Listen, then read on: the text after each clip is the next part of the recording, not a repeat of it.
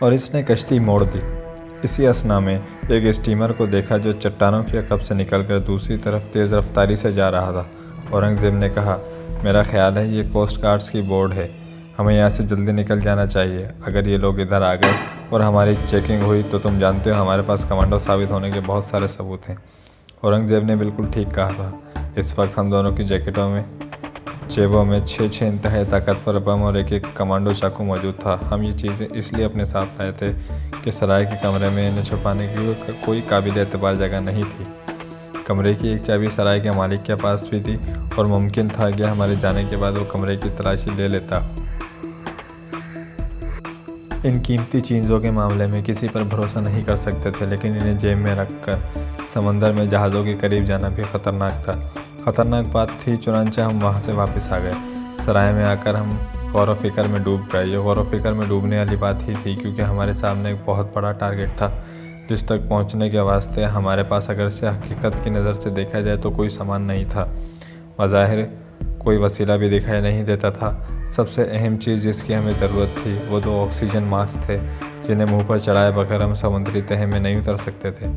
हमारे सांस इतने लंबे कभी भी नहीं हो सकते थे कि हम समंदर के नीचे ही नीचे तैरते हुए जहाज़ों के गिर्द लगी हुई फौलादी तारों को काटें, फिर इन तारों में से निकलकर समंदर के अंदर ही अंदर तैरते हुए जहाज़ों तक पहुँचे और बारी बारी जहाज़ों के पेंदों के साथ मैग्नेट बम चस्पा कर दें। इसके लिए ज़रूरी था कि हमारे पास ऑक्सीजन सिलेंडर नहीं तो कम से कम 15-20 मिनट तक समंदर के अंदर रहने के लिए ऑक्सीजन मौजूद हो, और जदीद ऑक्सीजन मास्क में इतनी गुंजाइश नहीं होती। हम इसी मसले पर गौर कर रहे थे कि कमांडो औरंगज़ेब को एक बड़ा अच्छा ख्याल सूझा। उसने कहा, यहाँ समंदर है तो ऐसे बीच यानी ऐसा साहिल भी ज़रूर होगा जहाँ गैर मुल्की और मुल्की लोग आकर समंदर में तैराकी करते होंगे। मुझे यकीन है कि अगर कोई ऐसी जगह मिल गई तो कोई ना कोई स्विमिंग या डाइविंग क्लब भी ज़रूर होगा। अगर कोई डाइविंग क्लब होगा तो इस क्लब में ऑक्सीजन मास्क भी ज़रूर होंगे। तुम्हारा क्या ख्याल है? मुझे रोशनी की एक किरण नज़र आई। मैंने सोचा, अगर कोई ड्राइविंग क्लब हुई तो यकीन करो वहाँ से ऑक्सीजन मास्क हासिल करना हमारे लिए मुश्किल नहीं होगा। यह मालूमात मैं अकेले जाकर हासिल करता हूँ। औरंगज़ेब ने बोला, तुम इस मिशन पर जाओ, मैं किसी मार्केट में जाकर ऐसा प्लास या कटर हासिल करने की कोशिश करता हूँ जो फौलादी तार को भी काट दे।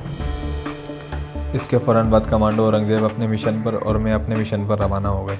सबसे पहले मैं पांडिचेरी की बंदरगाह पर गया।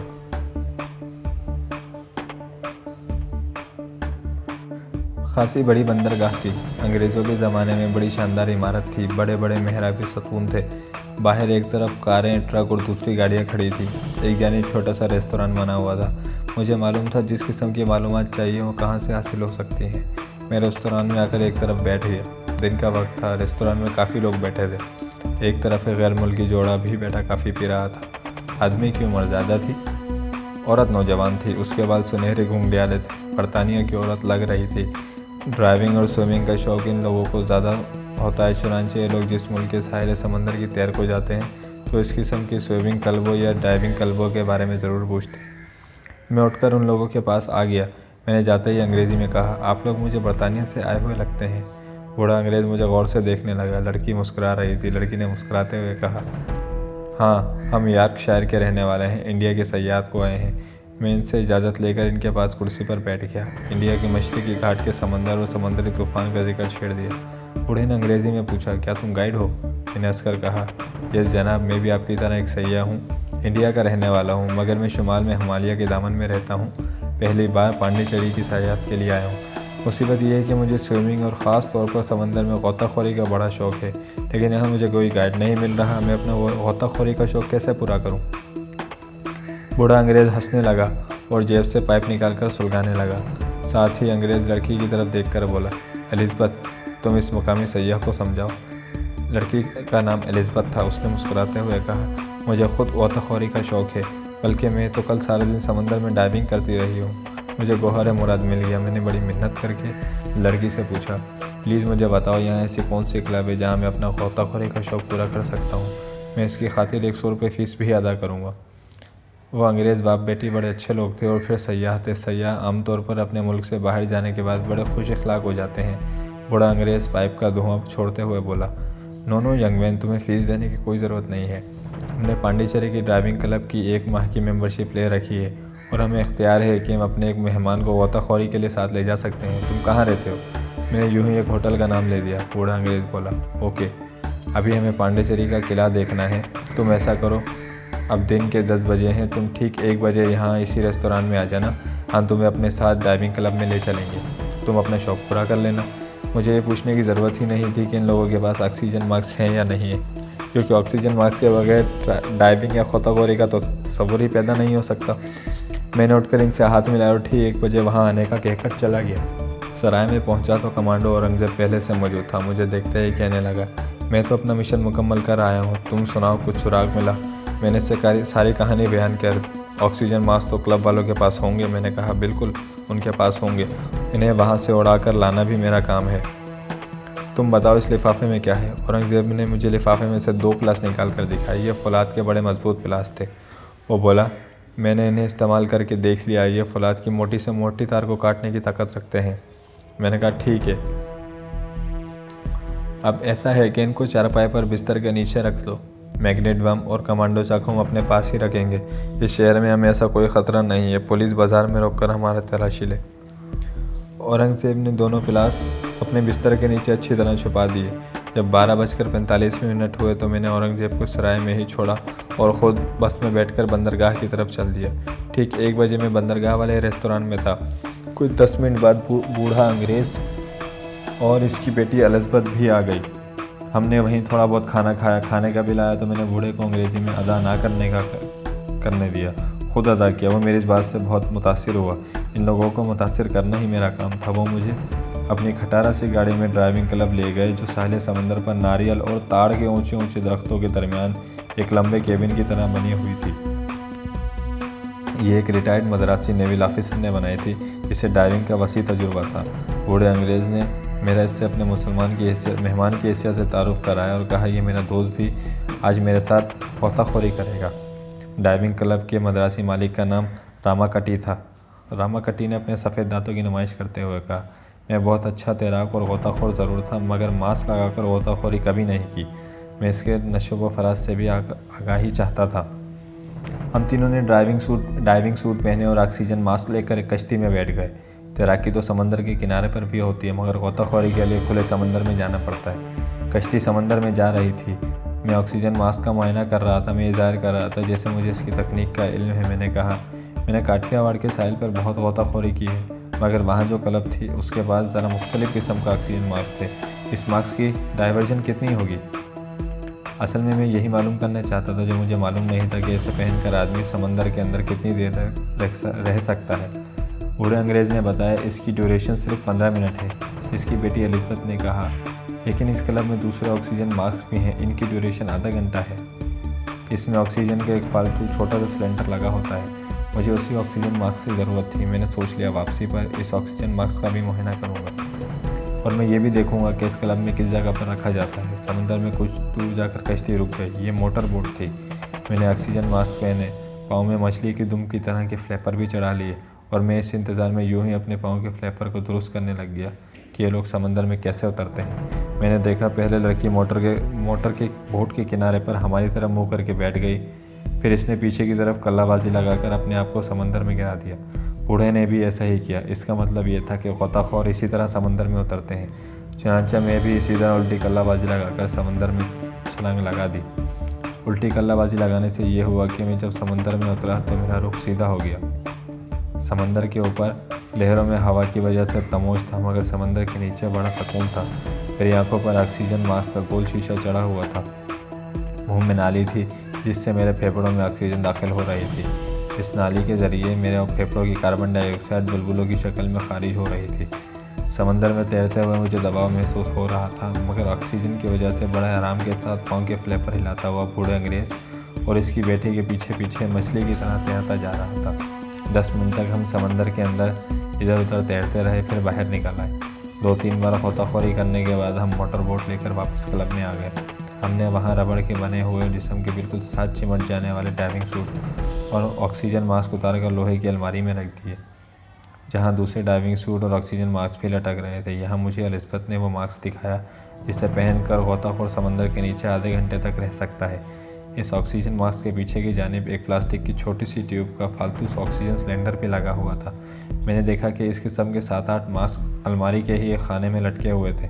मैंने इस लोकेशन को जहन में बिठा लिया। हमने शावर में गुस्ल किया, अपने अपने कपड़े पहने और साहिल समंदर पर एक कैनोपी के नीचे बैठकर काफ़ी पीने लगे। मैंने वही मालूम कर लिया था कि क्लब शाम के वक्त बंद हो जाती है। शाम का अंधेरा हो जाने के बाद वहाँ कोई तैराकी और समुद्री गोताखोरी नहीं होती। वहाँ कुछ देर बैठने के बाद मैंने कहा, अब मैं इजाज़त चाहूँगा, मुझे मार्केट में एक दोस्त से मिलना है। अंग्रेज़ ने कहा, हम तुम्हें वहाँ ड्रॉप कर देंगे, हम भी अब वहीं जा रहे हैं। उन्होंने मुझे अपनी गाड़ी में बिठाया। मैंने इन सड़कों पर से गुजारता हुआ अपनी सराय वाली चौक पर ले आया। ये रास्ता मैंने अपने जहन में पक्का कर लिया था, क्योंकि अब आधी रात के बाद मुझे कमांडो औरंगज़ेब को लेकर उस रास्ते से ड्राइविंग क्लब की तरफ जाना था। मैं चौक में उतर गया। बूढ़े अंग्रेज़ ने कहा, यंग मैन, हम कल भी दोपहर के बाद क्लब आएंगे। अगर तुम भी आ जाओ तो हमें खुशी होगी। मैंने दोनों बाप बेटी से हाथ मिलाते हुए कहा, मैं पूरी कोशिश करूँगा। गाड़ी आगे निकल गई। मैं सराय में आ गया। कमरे में औरंगज़ेब मौजूद था। मैंने उससे सारे वाक़यात सुनाए। हमें आज रात क्लब का ताला तोड़कर ऑक्सीजन मास्क और डाइविंग सूट उड़ा कर लाने हैं। मैंने कहा, ठीक है, तुमने रास्ता देख लिया है? रास्ता भी याद कर लिया और क्लब की लोकेशन भी देख ली। शाम तक अपने कमरे में ही रहे। रात को थोड़ा सा खाना खाया। मैग्नेट बम अपने पास ही रखे। कमांडो चाकू निकाल कर चेक किया। अगर से हमें किसी का खून नहीं करना था। वहाँ चौकीदार की मुज़ाहमत की हमें पूरी तवक्को थी। ऐसी सूरत में हमें चौकीदार, वहाँ जो कोई गार्ड्स वगैरह भी थे, ने कमांडो एक्शन के साथ सिर्फ इतनी ज़रब लगानी थी कि कुछ वक्त के लिए बेहोश हो जाए। याद रखें, कमांडो कभी नाहक खून नहीं बहाता। वो सिर्फ अपने दुश्मन पर कारी वार करता है, और एक कमांडो के वार से कोई ज़िंदा बच जाए, ऐसा हो नहीं सकता। हमारे पास कमांडो का ख़ास स्याह लिबास नहीं था। हमें इस लिबास की वहाँ ज़रूरत भी नहीं थी। हमें बस सिर्फ रात का अंधेरा गहरा होने का इंतज़ार करना था। हम रात के ठीक 1 बजे सराय से निकले। उस वक्त सब सो रहे थे। वहाँ से साहिल समंदर वाली डाइविंग क्लब ज़्यादा दूर नहीं थी। रास्ता मुझे याद था। हम सड़क के किनारे जहाँ अंधेरा था चले जा रहे थे। सड़क खाली थी। किसी वक्त कोई गाड़ी हम पर अपनी हेडलाइट्स की रोशनी डालती गुजर जाती। ये समंदर के करीब का इलाका था और गुंजान नहीं था।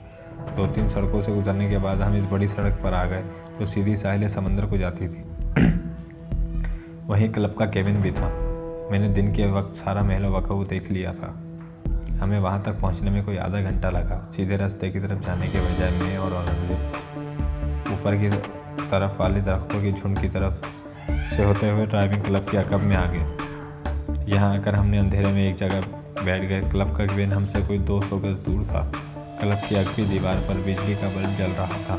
हर तरफ गहरी खामोशी थी। इर्द गिर्द भी अंधेरा था। समंदर की जानिब से हवा चल रही थी और किसी वक्त समंदर की इन लहरों की हल्की हल्की आवाज़ आ जाती थी।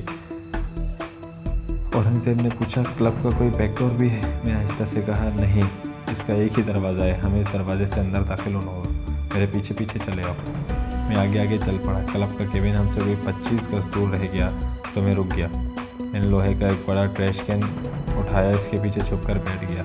यहाँ कोई चौकीदार हुआ तो दूसरी तरफ दरवाजे के कहीं बाहर ही बैठा होगा। मैं जाकर मालूम करता हूँ। मैंने उसे रोकते हुए कहा, नहीं, तुम यहीं बैठो, मैं जाता हूँ। मैंने क्लब का दरवाज़ा देखा हुआ है। रास्ता साफ़ हुआ तो तुम्हें कोयल की आवाज़ में सिग्नल दूंगा। उसके साथ ही मैं उठा और ट्रैश कैन के पीछे से निकलकर छुपकर क्लब की इमारत की बाईं जानिब चलने लगा। ज़मीन पर घास थी और संगरेज़े भी बिखरे हुए थे।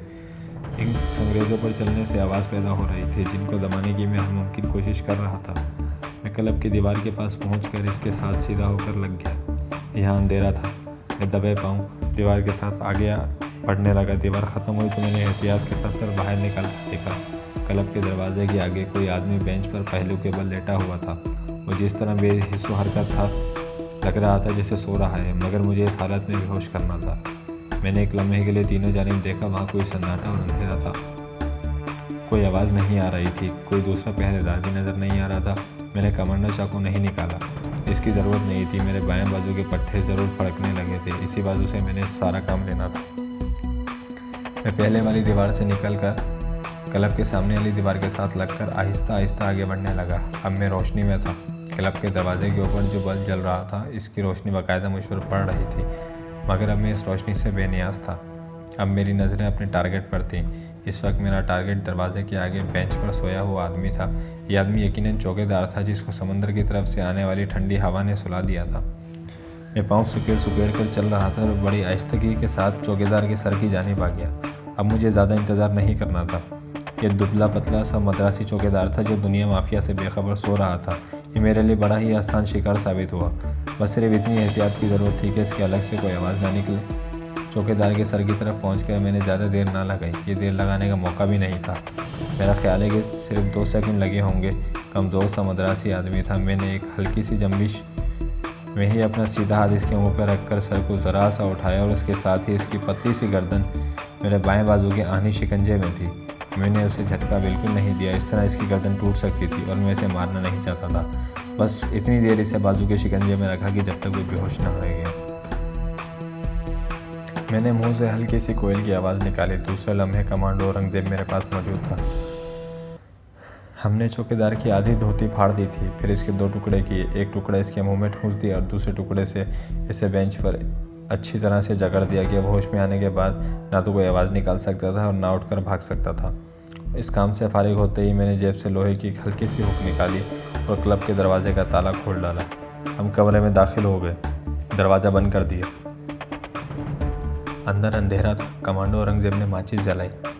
मैं सीधा लोहे की अलमारी के पास खड़ा हो गया। इसको खोला, उसके अंदर से आधे घंटे की ड्यूरेशन वाले 2 ऑक्सीजन मास्क निकाले। मज़ीद एक फालतू ऑक्सीजन सिलेंडर दूसरे मास्कों पर चढ़ा दिया। रबड़ के 2 डाइविंग सूट निकाले। इन्हें अच्छी तरह से तय करके वहीं से चमड़े का एक थैला उठाकर इन्हें इसमें इस तरह डाला और जिस खामोशी से अंदर आए थे इसी खामोशी से बाहर निकल आए। दरख्तों के अंधेरे की तरफ चल पड़े। सारा वक्त हम मुख्तसर से वक्त में कामयाबी हासिल हो गई थी। हम जिस तरफ से आए थे इसी तरफ से वापस सराय को रवाना हो गए। रात आधी से ज़्यादा गुजर चुकी थी। सड़क सुनसान थी। हम दरमियान में 15-16 कदमों का फासला रखकर चल रहे थे। मैं आगे था। थैला कमांडो औरंगजेब के पास था जो मेरे पीछे आ रहा था। जब हम इस चौक में आए जहाँ से हमें सराय वाली गली की तरफ मुड़ना था तो सामने से एक आदमी दिखाई दिया। मैं सिगरेट पीता बड़ा सुकून के साथ चला जा रहा था। जब वो आदमी करीब आया तो मैंने देखा कोई भिखारी टाइप का आदमी था। इसने तमिल ज़बान में हाथ जोड़कर मुझे कुछ कहा। मैंने इसके हाथ मुंह के पास ले जाकर ऐसे इशारा किया जैसे सिगरेट पी रहा हूँ। मैंने जेब से सिगरेट निकालकर सुलगाया और उसे दे दिया। वो सिगरेट लेकर बहुत खुश हुआ। सिगरेट का कश लगाता वो पीछे निकल गया जिधर से कमांडो औरंगजेब आ रहा था। मैंने रुककर पीछे देखा। भिखारी ने कमांडो औरंगजेब से कोई बात ना की और उससे करीब से होकर गुजर गया। हम सराय में आ गए। टेबड़ी के तख्त पर चौकीदार सो रहा था। हम एहतियात से कदम उठाते अपने कमरे में पहुंच गए। कमरे की बत्ती जलाकर गए थे। चारपाई पर थैला रखकर इसे खोला और ऑक्सीजन मास्कों का मुआयना करने लगे। कमांडो औरंगजेब ने फालतू सिलेंडर को चेक करते हुए कहा, मेरा ख्याल है कि हमें इसकी ज़रूरत पड़ सकती है। तुमने अच्छा किया जो इसे भी उठा लिया। हमने रिहर्सल की गर्ज से इसी वक्त रबड़ के डाइविंग सूट पहने और चेहरों पर ऑक्सीजन मास्क चढ़ाकर देखे।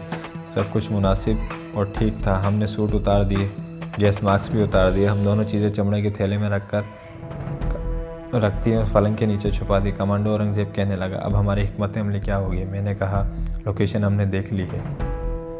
हम जुनूब मशरिक जो मल्लाहों की झोपड़ियाँ हैं इस तरफ से समंदर में दाखिल होंगे और चट्टानों की अकब में जहाज़ों तक पहुँचेंगे।